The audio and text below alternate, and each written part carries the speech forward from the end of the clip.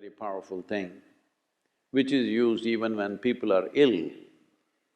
First thing they do is this, and it is now been found it also kills certain types of bacteria in the air and also on the surfaces. The significance of this is, there are certain substances when they burn. One thing is there is fragrance, of course, which is pleasant for the nostrils.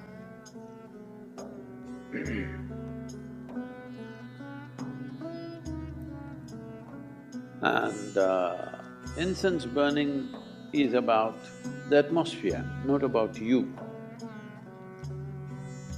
Because different spaces, indoors especially, in different spaces, there are different kinds of… one thing is smells, there's also different kinds of energy structures which will happen. The shape and size of the room will do this. This is why there is such a attention to the shape and size of the room.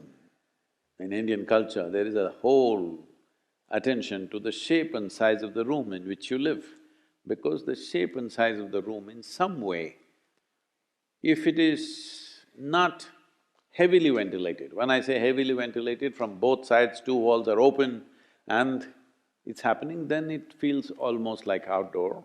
That's different. Most homes are not made this way because they have neighbors, you can't open too many windows too many openings won't work, there is weather, there are many things, all right. And there is air conditioning, worse. So, different shapes and sizes kind of create different kinds of energy structures.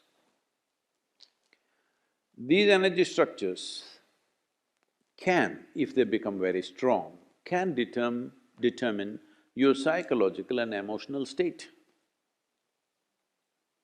which either can be conducive or can become an impediment in who you want to be. So, certain substances, like sandal in India, there is something called as samrani, which is a very powerful thing, which is used even when people are ill. First thing they do is this, and it is now been found it also kills certain types of bacteria in the air and also on the surfaces. So especially if there is a sick person in the house, samrani everywhere.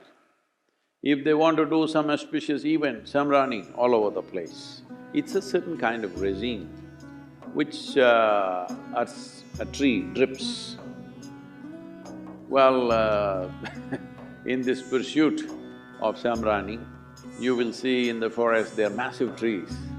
People would have carved into the tree because the trees look solid outside, but inside there is a cavity. In that cavity, it will be dripping this resin. We do not know, at least I do not know, what is the natural reason why these resins come out, but people go and gather this. It's a precious little material and you have to walk miles and miles to get substantial amount of resin, because these trees have to be mature. That means they must be at least over 30 to 50 years old, otherwise you don't get it. This has a powerful impact on the atmosphere. It is not necessarily a fragrance, it is a different kind of thing, that it clarifies the air, it just makes the atmosphere feel more lively. Fundamentally, whatever structures that are there, it will make indoor like outdoor. If you burn a mild, you shouldn't to put too much, then you will sneeze and lose your brains. Just mild samrani in the house will make it feel like, though you're indoors, the feeling is of outdoors because it's an unstructured space.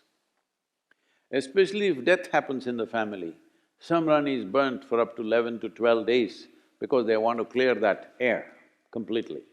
But these days, incense is being made with chemical stuff. Best you don't burn those things.